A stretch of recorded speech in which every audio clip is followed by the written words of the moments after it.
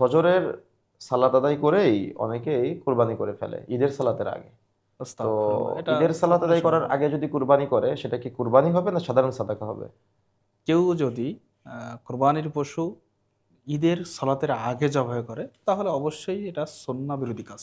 জি, এটা আগে আপনাকে বুঝতে হবে যে তিনি সুন্নাতের খেলাপ করলেন। জি, এক, দ্বিতীয়ত হচ্ছে কোরবানির পশু তিনি কোরবানি করার উদ্দেশ্যে কিনে তিনি নিজেই কোরবানির কোনো আহ, নীতি নির্ধারণ না মেনে তিনি তার মতো করে জবাই করলেন, সুতরাং এটা শুধুমাত্র না, তার সদাক ধারণা হলো যে ঈদের সালাত আদায় করে সে ঘুরতে যাবে, এই জন্য সে ফজরের নামাজ পড়ে এই গরু না না না কুরবানি জবাই তাহলে টবাই এটা করে এটা কাজ এটা শেষ তার সেরে সদাকাও হচ্ছে না, এটা তার কোরবানিও হচ্ছে না, সদাকাও হচ্ছে না, গোস্ত খাওয়া হচ্ছে। গোস্ত খাওয়াটা হচ্ছে জি। জাস্ট। তাহলে আমরা আপনার কাছ থেকে যেটা জানতে পারলাম যে সে যদি ওইভাবে ইসলামের রুলস না মেনে নিজের মতো করে তৈরি করে নেয় ইসলামটাকে, তাহলে তার সাদাকাও হচ্ছে না, কুরবানিও কোরবানি হচ্ছে না, তার এটা সাধারণ গোস্ত সাধারণ খাওয়া হয়ে গোস্ত যাচ্ছে। খাওয়া